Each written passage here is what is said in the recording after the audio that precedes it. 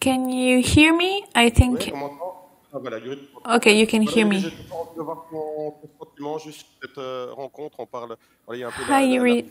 So we talked about rivalry. So what do you think about the atmosphere around the game?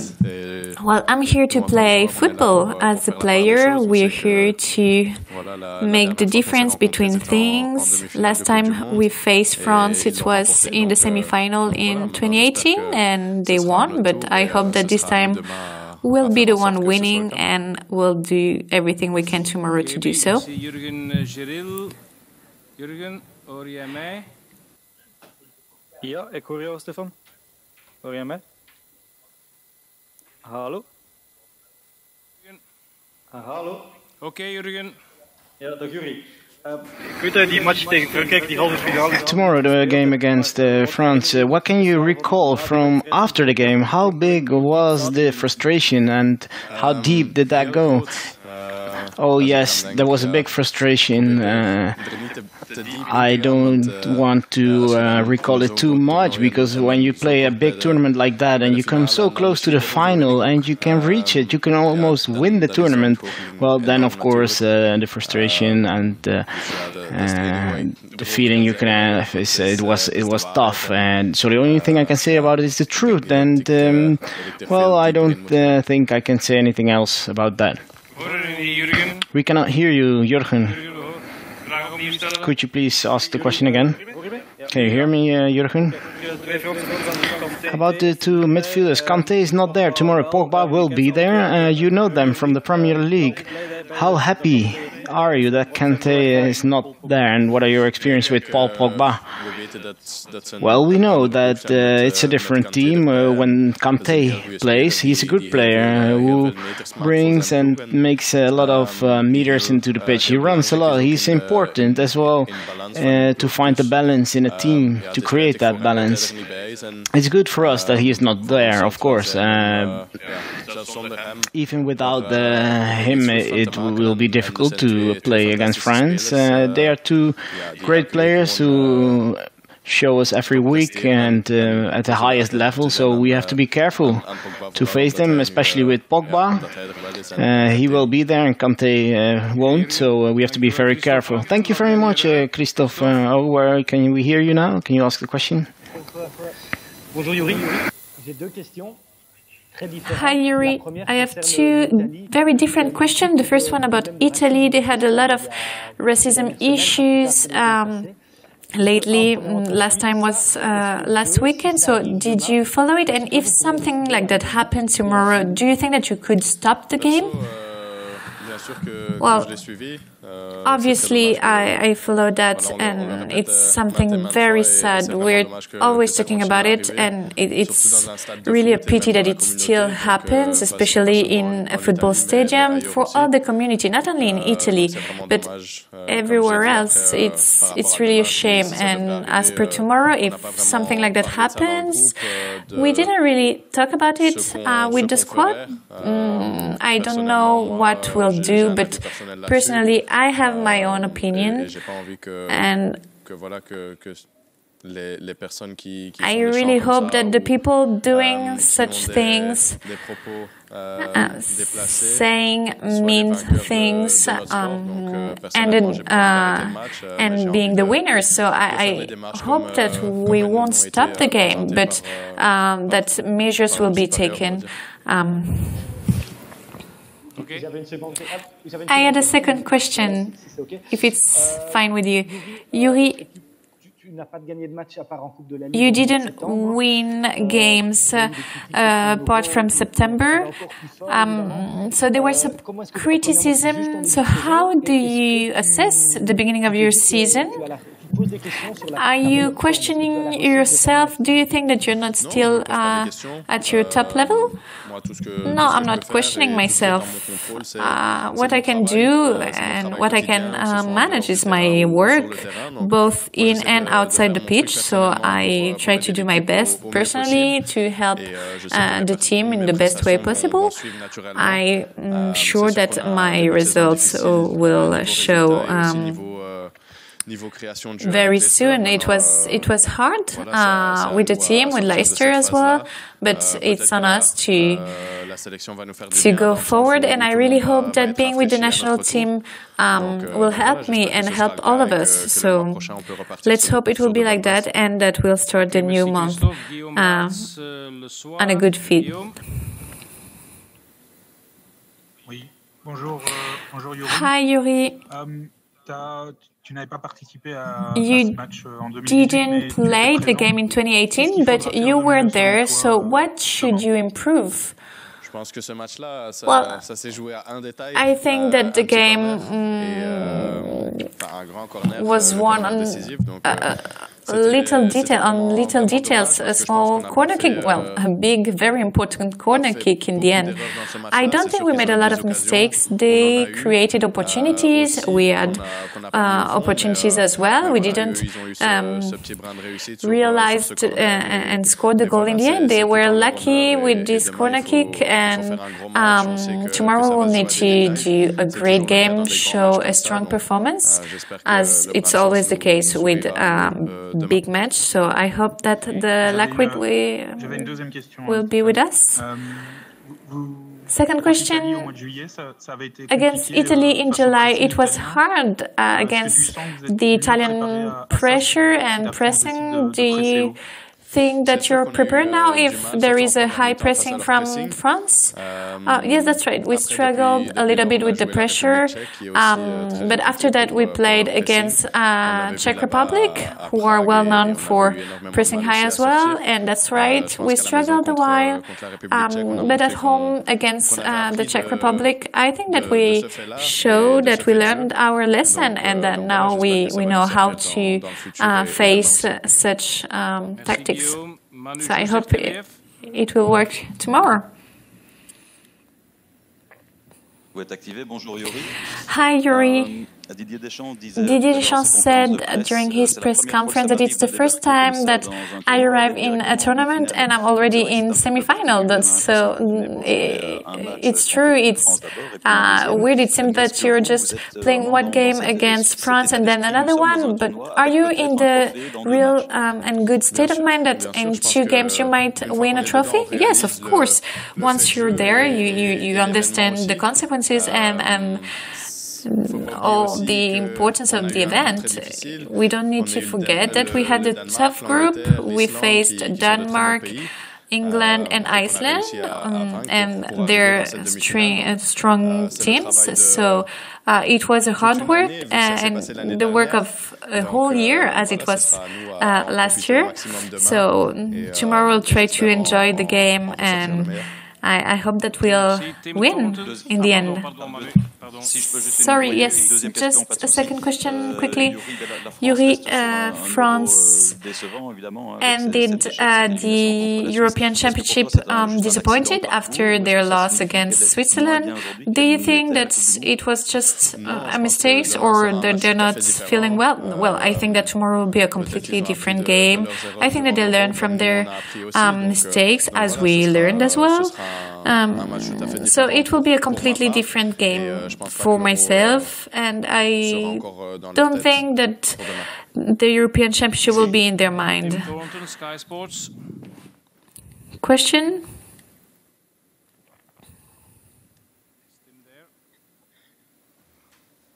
There's been some debate this week about Romelu Lukaku back in the Premier League now, how to get the best out of him. I just wondered, as somebody who plays alongside him at international level, what do you think is the key to getting the very best out of him? And do you now measure him up against the very best strikers in the world? Yes, Romelu is a really good striker. I think his record speaks for himself, especially with the national team. He scored so many goals that I don't know how many. I can't count really. I stopped counting when he was on 50, because that was an amazing record for him and for the national team. But I'm not gonna reveal all of his strengths also for tomorrow's game. But the only thing I can say, it's a pleasure to play with a striker like Romelu, because he's always sharp, always wanting to win the games, and he gets us through in many moments also. Thank you. Okay. That's it for Yuri. Thanks, Yuri. Thank you. Merci. And now we wait Roberto Martinez, our coach. Thanks. She will take you back to the dressing rooms with Jonathan.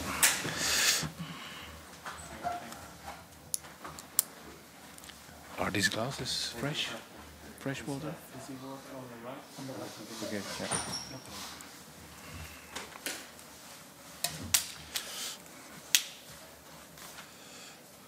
Okay, yeah.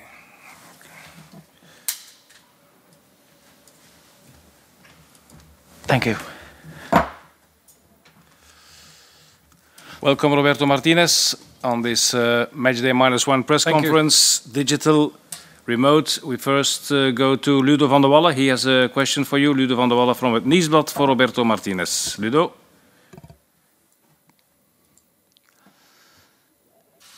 Hi, Roberto. Hi, Ludo. Hi. It was 3 years ago that Belgium played against France in the semi-finals of the World Cup. Do you think Belgium is stronger than in 2018, or are they weaker or still the same?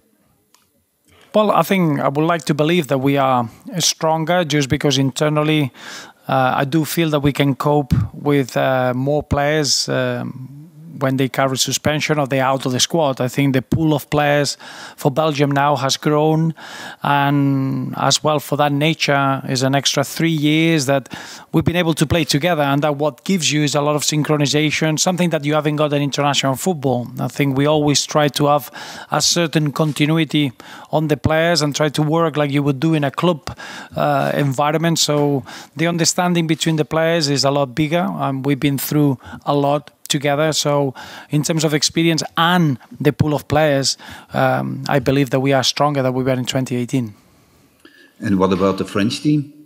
Probably you could say similar. I do feel that they got that experience. Probably the only big difference of this squad is probably the younger players that they've come in, and then probably the appearance of Karim Benzema. But we had a very young Kylian Mbappe in Russia. Now is in a peak moment of his career, and throughout with Antoine Griezmann to the relevance of Pogba and the options. I think this generation in French football, they got probably 3 elite footballers per position. But I would believe that I'm sure that Didier Deschamps would think that his team has improved as well since 2018. Okay, thank you. Okay, Ludo. Thank you. Yves Teldeman, La Dernière Heure. Yves? Yes, you hear me? Okay. Coach, since the game in 2018, in which you did not score, you scored in every game, 37 games in a row.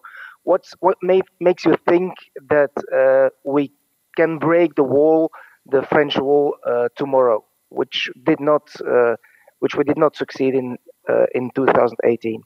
But I think that's one of the challenges. Obviously, we want to win the football game, but I think one of the challenges is to be able to be ourselves. I think we're a team that we work hard to create chances, to be an attacking team, to score. As you mentioned, we got the longest sequence at the moment. I wouldn't like to correct you, but I think it's 38 games since then. And it is important. It's important because it means that you have to do things very well. The French team are always very well drilled defensively, really well organized. But then you need to be always cautious, because the moment that you lose the ball, they've got world-class attacking threat. So I think as a game is as good as it gets, not just for our fans and ourselves. I think it's for the neutral fan, and this is the competition we want to be, and it's not a friendly or a game with no significance. I think it's great and it's the right thing to do, to face this French team in a very, very meaningful competition. Yeah, if I can ask a second one. In 2018, you were very surprised that France was so defensive in that game. Do you expect them tomorrow to be as defensive as in 2018? I think what you're going to see tomorrow is that both teams will have to defend very, very well when we haven't got the ball. And the attacking threat that both sides have bring you that. It's not just what you're going to do off the ball, is then how you can control the game on the ball. I think it's a real complete performance. Whoever's going to get the win tomorrow is going to be a perfect performance. due to the individual quality that you have in both sides. But sometimes you need to get through the experiences that we had in the World Cup in Russia, the experiences that we had in the Euros, to be able to get through games like we're going to be facing tomorrow with the experience that is needed in those moments, and not just rely on the individual talent. And I think on 2018, France had that know-how and that almost extra feeling after their final in 2016 to do whatever it took to win the game, and that was the difference on the day. Okay, thanks, Yves. We go to Christophe Leenaerts from Belga News Agency. Christophe? Christophe? There he is. Yep. Yeah, okay. We can hear you. Hi, Roberto. Hi, Christophe. Can you tell us something more about Jason Denayer, who didn't train yesterday with the group? What exactly was the problem? Yes, obviously we were having two players that we were keeping in a different pace in an individual program. That was Jason Denayer and then Thorgan Hazard. And Jason Denayer he was a bit overloaded. He played at the weekend. 20 minutes is totally fine. He trained this morning and is totally fine and fit to be in the squad. And then unfortunately Thorgan Hazard couldn't be fit for the games and he's been replaced by Arthur Theatre and is joining the 23. Okay, Christophe? Ja, dank u. Ja, the other Christophe Liberlo from het Belang van Limburg.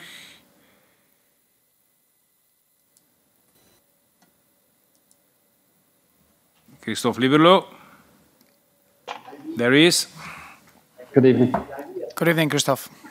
Coach, can you tell us the differences and the similarities, please, between Hans van Aken and Yuri Tielemans? They're very different footballers. First, I think they both operate in different areas of the pitch, but what they both have is an incredible technical ability. There are players that they make you play, and they've got this incredible influence in what you do on the ball. And very different, probably. Yuri is more in the starting of the actions, and probably Hans van Aken is a player that he likes to end in the box and is probably a player with an arrival in the 18-yard box that he makes them of a real threat. So both footballers very different. Both players can play their roles in different ways.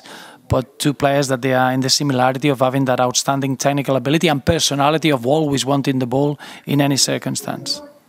Okay, thank you. Thanks, One Christophe. other question, yeah. Coach. Okay. With a big tournament, often is said that you need a really good goalkeeper, a top goalkeeper, to win a tournament.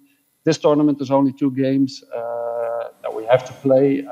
How important is the role of a really terrific goalkeeper? Of course, you get situations, but the difference is in the boxes.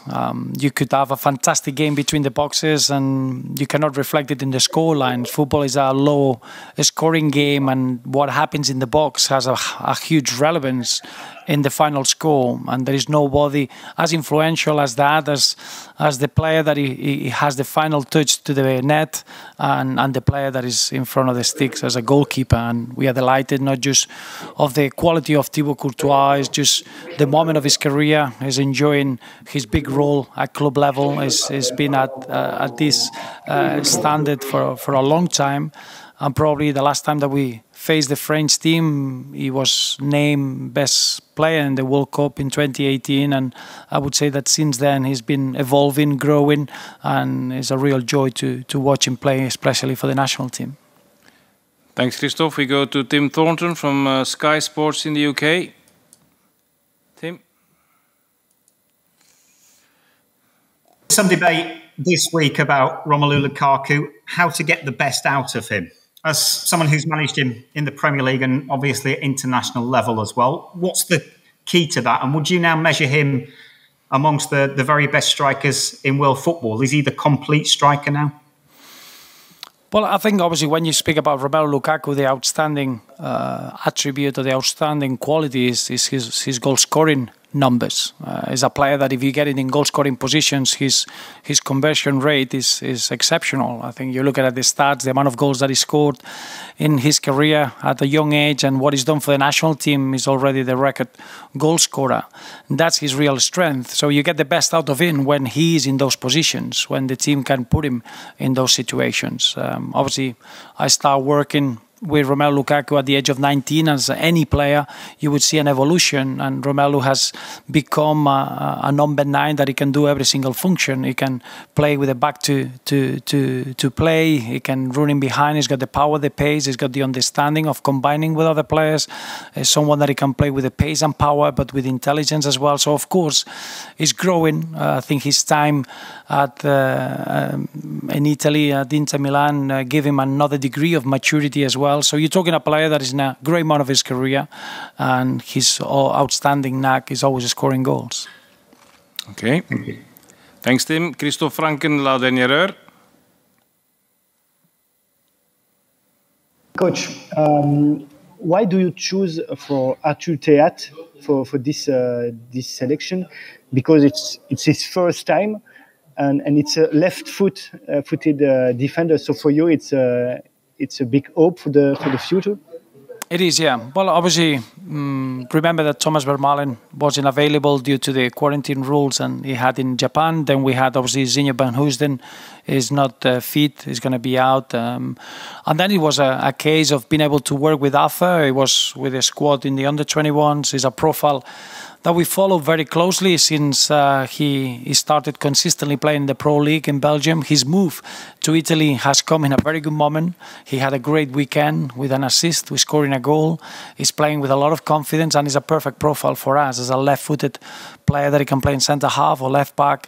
Is a real good fit, and this is going to be the experience of his life. Working on his development will be essential and important, and probably was at the right time at the right place for this call-up.